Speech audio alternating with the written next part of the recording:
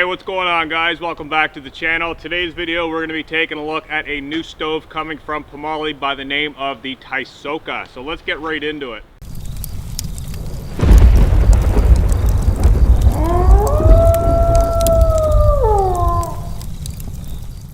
Alright, so to get things started, what I want to do is open up the carry bag and lay all the components out on the tabletop so you guys can see what comes with the Taisoca. So first off, we do have a very nice bag with a handle. It has a very large zipper to gain access to the inside. It's easy to get things in the bag and easy to get things out of the bag, which is great, especially when you're in winter time and you've got cold fingers just like I do here today. So opening up the zipper, gaining access to that beautiful titanium stove inside, and I'm just going to lay everything out on the table because there is a lot that comes with this stove. And I should mention this stove is also a oven, so it's an oven on the bottom and a wood stove, so you can cook and you can use these items separately or together. So I'm just going to pull everything out right off the bat. We've got the stove assembled, all the pieces are in there, so this is basically just the wood burning stove assembly, and then everything else that I'm going to pull out here is for the oven. So I've got one wall for the oven, I've got another side wall, I've got the door for the oven, nice long glass window so you can see what you're cooking inside. I've got another wall here, so we do have four walls in total for the stove, of course. It does come with a titanium spark arrestor and a chimney pipe. So this chimney pipe, I believe, is 2 meters in length, and there are cut gloves inside, and the rings are on there as well. Now I'm going to talk more about the pipe in just a moment once I get everything out of here. We do have the titanium damper piece which goes on top of the stove, and all the rings are inside with a bag of tools as well. There are some spare parts in there, a couple titanium screws if you do happen to lose any while you're out. And then I've got the base to the stove, which actually has a couple of these oven bases cleverly hidden inside, so you can choose to use these in the bottom of the oven, and basically it creates an air gap. You put your food on top so it'll bake food from underneath, or you could choose not to use it if you don't need that for cooking. So with all this stuff laid out, I'm just going to reorganize here, get the bag off the table, and we're going to cover some of the specs, and then we're going to go into the assembly process. Alright, so now that I've got some things organized on the table and I've got the current listing pulled up on Pomoly.com, I'm going to dive into some of these specs. Now the way they have the specs on the website is stove only and then stove and oven, where you can use these separate or together. I'm going to cover some of the specs of just the stove and the stand by itself, minus the chimney pipe. So let's dive into this real quick. We've got a weight of 8.16 pounds, which is 3.7 kilograms. Folded dimensions, as it is right here on the table, is 16.3 by 8.7 by 3.7 inches, which is also 41.5 by 22 by 9.5 centimeters. The stove body dimensions I'm not going to cover, but I am going to put the image up on the screen so you can press pause and view that if you wish. The front glass, so that this does have a glass in the front and on the side. The front glass measures 5.5 by 2.8 inches, which is 14 by 7 centimeters. And the side glass running down the whole side of the stove measures in at 11.8 by 3.9 inches, which is also 30 by 10 centimeters. The pipe diameter, so when the pipe is assembled on top of the damper piece, the pipe diameter is 2.36 inches, which is 6 centimeters. So that should help you out with different pipes from different manufacturers, possibly different stoves. That measurement is very important for a lot of people who wish to modify their stoves. The material of the stove and the stand and the oven is 1 millimeter thick of titanium. So this is very durable, it's going to last a long time. And the firebox volume is 15 liters, so it does hold a fair amount of wood. The stove and the oven, of course, are separate, as one is for food, one is for wood. Now let's move down to oven stove mode. The weight goes up to 10.6 pounds, which is 4.8 kilograms. And that's all the stove components, the side, these guys here, the damper, minus the chimney pipe. The folded dimensions are 16.3 by 8.7 by 4.3 inches, which is 41.5 by 22 by 1 centimeter. The oven dimensions, so that's without the chimney pipe. The oven dimensions, just the oven assembled on the bottom of the stove, comes in at 14.9 by 8.7 by 4.3 inches, which is 38 centimeters by 22 by 11 centimeters. And these dimensions are going to be very confusing. That's why I'm going to put the image on the screen so you guys can have a look. Again, 1mm thickness. The oven volume is 9.2 liters, so it is very large to fit enough food in there to feed 1 or 2 people, no problem. And the rest of the specs I'm just going to put on the screen because it's a lot. So that is it for the specs, guys. Let's roll into the assembly process. Okay, so moving into the assembly part of this video, we're going to do just the wood stove by itself. I'm going to show you how to assemble that, how to get it on the stand and use it as a standalone stove. And then I'm going to add the oven to it underneath and show you guys how that works. And then we're going to get a fire burning inside of it. So first off, we do have the stand, and this works as a little titanium table too. So if you're out like overlanding or hiking and you just want a nice little table inside of your tent, for whatever purpose, this is a nice titanium table just as is. So there's a function with it right there, but this is the base that does work with the stove and the oven. So here I've got the top plate of the oven. This is where the damper piece would go, so we might as well get that assembled. There are 3 titanium knurled nuts, and there are spares that come with this just in case you happen to lose any. What I recommend to those who are worried about losing these is to go to your local hardware store and get engine paint. Just get spray paint, bright orange, bright yellow, and just spray paint the tops of the screws here, and the paint will be rated for very high temperature, so it won't melt off if you're worried about losing them. The damper piece simply drops into the hole. We then reassemble the 3 screws. So this is very, very simple. And guys, I will say it is extremely cold out right now, and it is raining, and it's freezing, and it's snow. So my hands are actually really, really cold right now. And the top of the stove is actually forming ice on it because, like I said, it's freezing rain right now. So this assembly is going to be done in real world situation with frozen fingers. I'm not going to put gloves on. I want to show you how easy this is. So that's the damper assembled on the stove. We've got a little damper handle on the rear, and I'm just going to pop that underneath. The stove design, now something really important that I will mention is there are actually 2 versions of the Taisoca stove. There is a T-brick style where the sides slide in. This is the current production T1 version of the Taisoca. And the T1 series of stoves is a fast fold, so it has a hinge side. It folds up and it locks in with these tabs. The T-brick version, which I have in other videos, I'll link them in the description of this video, where I use the T-brick version, which I believe is no longer available. It has slide-in sides. So I do have that in videos where I've actually cooked with it, if you're interested in seeing it in action. So this you want to fold up, lock the tabs in, very simple. Same thing with the other side, it being a T1 version stove. It just simply folds up. You want to make sure your tabs are open all the way.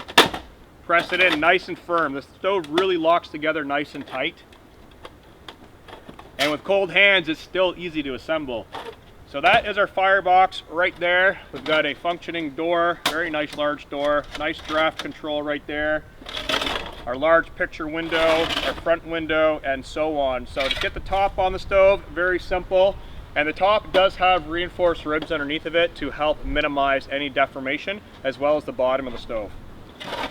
Simply drops on top. And the same idea, guys, you just want to rotate these tabs in to secure the top onto the stove. It's actually quite easy, even with frozen hands, I gotta say. So that is the process right there for the stove completely assembled.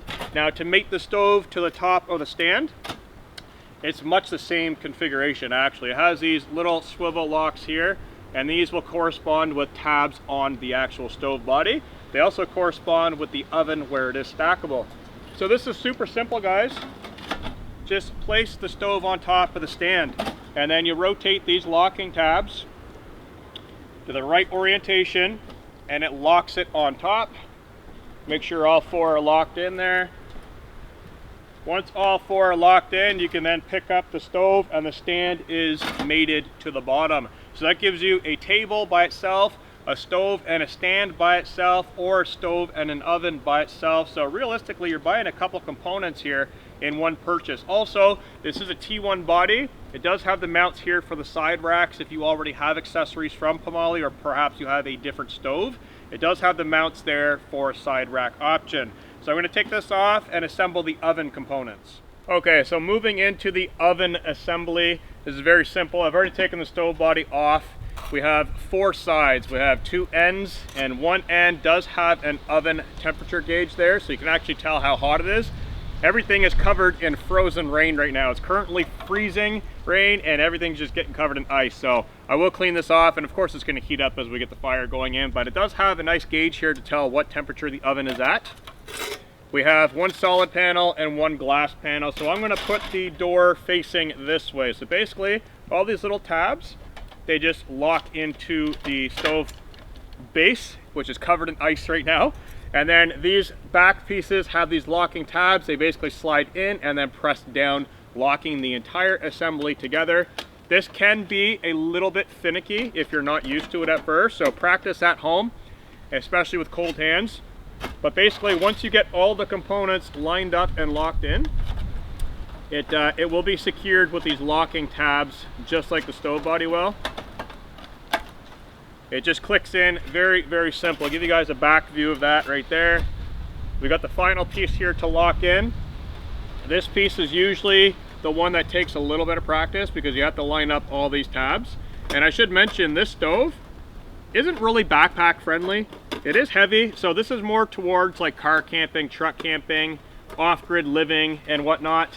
It's not really a hiking stove. So bear with me here while I line this up. My hands are very cold. And the slots do have ice in it, but there you go, guys. So there is the assembled oven, totally assembled. Now again, you want to make sure you lock these tabs to the bottom because that's what's actually going to hold the oven secured to the bottom. So we'll lock all 4 of those just like we did when we had the stove on there. And now we've got our oven, if I can find the door latch, assembled. I'm going to install the bottom plates, which simply slide in. These are titanium as well. You can slide them in from the door or from the top. I'm just going to slide them in there, shut the door, and now we're going to put the stove on top and lock it in with these locking tabs. So everything locks together with these tabs, making it very easy to set up. No tools needed at all. We simply stack the stove on top and lock the tabs, guys. You want to make sure all of these are locked in so your stove does not go falling off. So once all 4 of those are locked in, you have basically a tall stove oven combo. Load the wood in from the front, check on your food from the side. You can put some gloves in there to dry them out, which I've done in my other version of this stove and it worked really well. So I'm going to get the stovepipe assembled and we're going to get it loaded full of wood and see how it performs.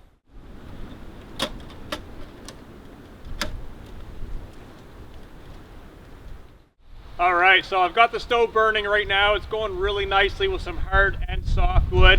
One thing I want to point out, I'm not using the chimney pipe that came with the stove. And the reason why I'm not using this, I've opted to go with a single section of stackable pipes from Pomoly. These are also titanium, but you have to form this inside of your home before you go camping. So what I recommend to form these for the very, very first time, because it does have memory built into the metal. So once you unroll it, you then need to roll it in a form. So what I like to use is flotation devices for children in swimming pools, also known as pool noodles.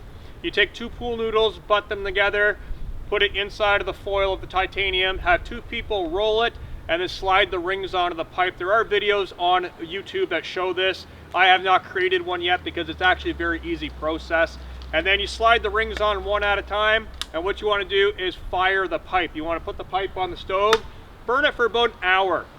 Once you burn it for about an hour, take the pipe off, flip it over, put it back on the stove, burn it for another hour, and that will form memory in your pipe. So then when you do take the pipe off the stove, it'll roll up easily, and then when you're out in the woods camping, you can roll the pipe out like you guys see in other videos when I'm camping, and it's simple to assemble. So I'm not going to show that in this video. I'm going to go with the easier pipe for demonstrational purposes. So it does come with a spark arrestor as well, which I'm not using today, and that just simply goes on top, and it does have guy out locations so you can attach guy lines to steady your pipe in high winds. This is a very, very good option to have, and it does come with the stove. So we're going to let this bad boy burn for quite a while. It is currently melting off all of the ice and rain that has formed on top of it, being out here in the wet. And we're going to get this thing really nice and hot. Take a look at the temperature gauge down here in the oven to see what temps we can get out here. It is negative 10 degrees Celsius right now, I will say that.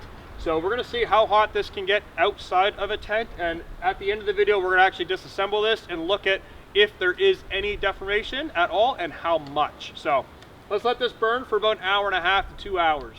All right, so we've been burning for about 15 minutes, and already the top of the stove and the damper piece you can already see is starting to change color to a nice bronze. The damper handle is very, very effective at controlling the burn. It's actually very responsive too. Even shutting it down just a little bit actually dampens the stove quite a bit, so it's very, very responsive, and it's actually quite useful. So having a look at the front door area, you'll notice a very large picture window and the draft slider. So this slides very easily. You can pick any setting in between, whatever you desire. I've got it running full blast right now.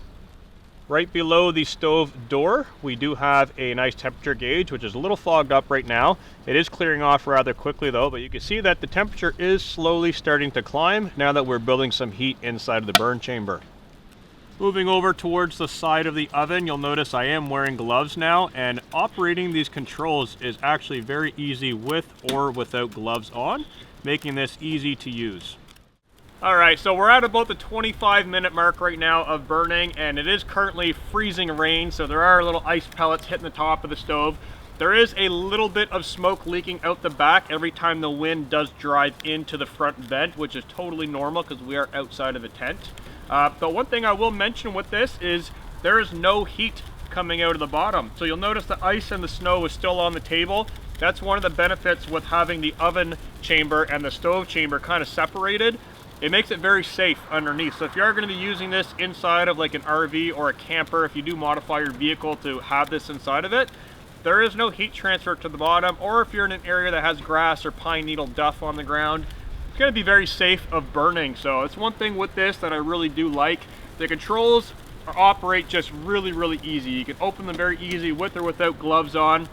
Assembling this without gloves and frozen fingers was very easy as well. And the damper in the rear is actually incredibly responsive. So whenever you shut this draft and the damper down, whatever combination you need, whatever temperature you're looking for, how fast you want it to burn, these are very, very responsive, and that will come into play when you want to control the heat in the oven, kind of damping the stove down to keep it an even temperature. So I'm going to keep it open full blast because I want to get that oven as hot as possible. And right now we're floating at 200 degrees. So that's quite warm actually, considering it's -10 outside right now and we're in an open environment with wind hitting it.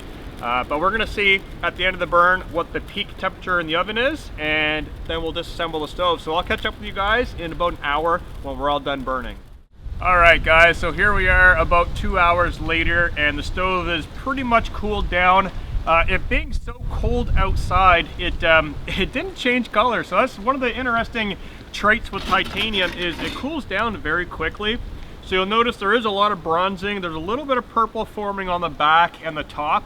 The damper has totally changed color, obviously, because that's the hottest part of the stove. But with titanium, it cools down very quickly on the outside. So being outside of a tent subjected to all this ice and cold air, it's going to take a lot to really heat up. But the stove does throw out a ton of heat. So it still heats the tent. It's still very, very hot sitting next to it. But the actual surface of the material is being hot from the inside and cold from the outside. So it does take quite a bit to change the color in environments such as this. So I've got the oven door open, the stove door open, just trying to get some of that air circulating through, because the top is still a little hot. You'll notice that there is a little bit of water forming from all this freezing rain as it's landing on it. But I should be able to open up without burning my hands. And we'll get the top lid off. Now, many of you guys know that the top lids on any stove is where you're going to see the deformation, if any. I just undid all four and it's totally flat still. So let's pop it off and let's take a look. Totally flat, guys. So that right there is the reason why they go with 1mm titanium, and those extra ribs in there for reinforcement. You get stoves that last a long time. So that right there, totally fine. The door operates totally fine. All these controls work as they should. All these tabs work as they should. I'm gonna pull the stove portion off of the oven right now just to separate everything, make sure we got everything unlocked. That comes off no problem. Now the oven portion, of course, is not gonna have any deformation because it's really not receiving any fire heat. It's receiving heat to the oven below, but realistically the stove portion is going to take the brunt of the heat.